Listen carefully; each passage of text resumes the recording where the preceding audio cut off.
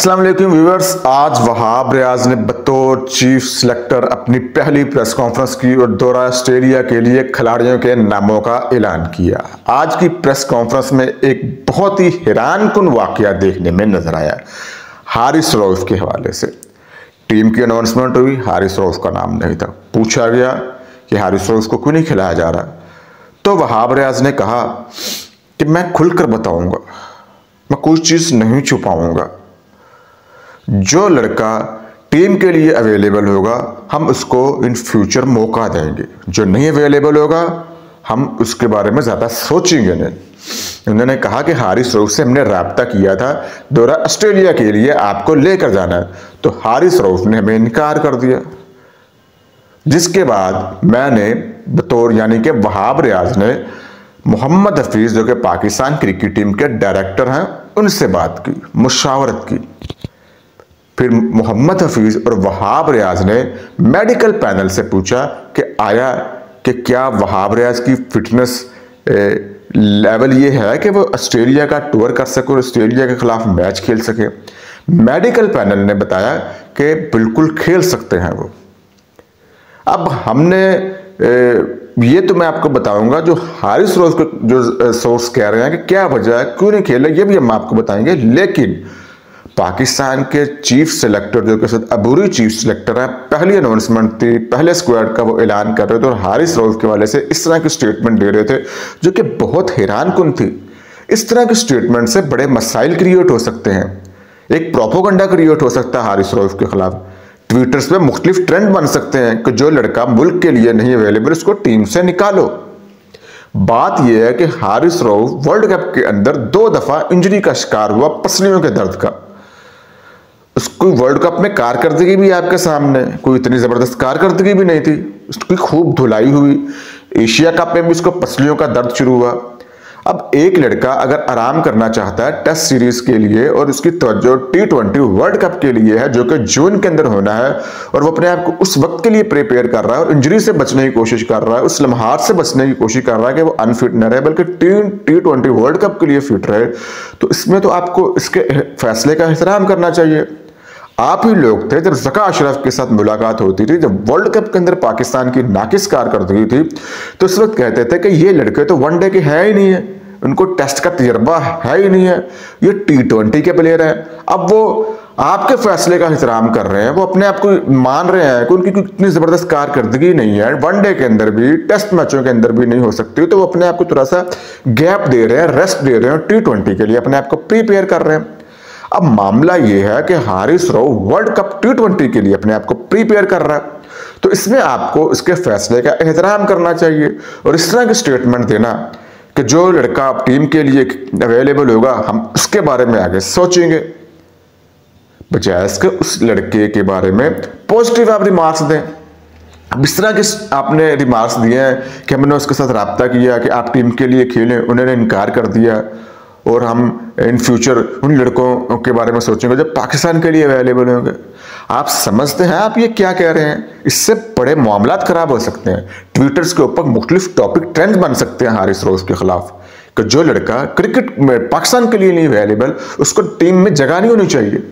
तो ये बड़ा मसला है पाकिस्तान क्रिकेट टीम के साथ। तो ये सारी सूरत हाल जो आज प्रेस कॉन्फ्रेंस में देखने में नजर आई है, इसने हमें हैरान करके रख दिया। वहाब रियाज ने क्या कहा, एक दफा आप सुने जरा वहाब रियाज ने हारिस रऊफ के मुताल्लिक क्या कहा। अब हमने वर्ल्ड कप में पाकिस्तान की परफॉर्मेंस और स्पेशली शाहीन शाह अफरीदी की और हारिस रऊफ की परफॉर्मेंसेस देखी हैं। 90 ओवर हारिस रऊफ ने किए, स्कोर भी उनको कंसीड हुआ है। तो एज ए ऑर्गेनाइजेशन एक बॉलर के डिसीजन को शायद रिस्पेक्ट मिलनी चाहिए अगर वो टेस्ट क्रिकेट नहीं खेलना चाहते हैं। और आप भी और पाकिस्तान के बाकी क्रिकेटर्स भी, जब वर्ल्ड कप में हमारी बुरी परफॉर्मेंस थी इंक्लूडिंग एशिया कप, तो सब लोग ये कहते थे कि T20 के प्लेयर्स को, 4-4 ओवर्स के प्लेयर्स को हमने ODI वर्ल्ड कप खिला दिया है। तो अगर हारिस पुल आउट कर रहे हैं तो शायद इदारे को एक्सेप्ट करना चाहिए उसकी ये पोजीशन। देखिए, हमने हारिस रऊफ से जो बात की है ना, मैंने आपको सिर्फ उसकी शॉर्ट वर्जन बताया, मैंने आपको इन डिटेल नहीं बताया। जो कप्तान से बात हुई और जो कोच से बात हुई वो ये हुई थी कि हमें हारिस रऊफ को जब टेस्ट क्रिकेट में यूटिलाइज करना है क्योंकि he is an impact bowler, तो वो सिर्फ 10 से 12 ओवर से ज़्यादा हम लोग उससे डिमांड नहीं कर रहे थे एक दिन में बॉलिंग के, विच इज़ उसने अभी वनडे क्रिकेट में भी बॉलिंग की है। द ओनली इशू इज़ कि when you say that you are available for Pakistan, और इस वक्त क्योंकि हमारे जो टेस्ट स्क्वाड के फास्ट बॉलर्स मोस्टली जो है जो इम्पैक्ट क्रिएट कर सकते हैं, जो 140 प्लस बॉलिंग कर सकते हैं रेगुलरली, वो तीनों बॉलर्स इस वक्त अनफिट है। सो कहीं ना कहीं as a player you need to sacrifice and you have to look to play for Pakistan instead के आप पीछे हट जाए। सुन लिया आपने ये बात कि वो क्या कह रहे हैं। ये सारी सूरत हाल है। ये मामला को सुलझाव की तरफ लेकर जाना चाहिए, खिलाड़ियों का एहतराम करना चाहिए। ये पाकिस्तान के खिलाड़ी हमारे मुल्क का बड़ा अहम असासा है। पाकिस्तान के पास एक ही इस वक्त स्पीड स्टार बॉलर रह गया, हारिस रऊफ। इसकी आप T20 में देख लें या ऑस्ट्रेलिया के अंदर जब मैचेस खेलने जाता है तो तबाही इसकी बॉलिंग होती है। तो अगर वो आराम करना चाह रहा है, रेस्ट करना चाह रहा है, तो आप इसको रेस्ट का मौका दें।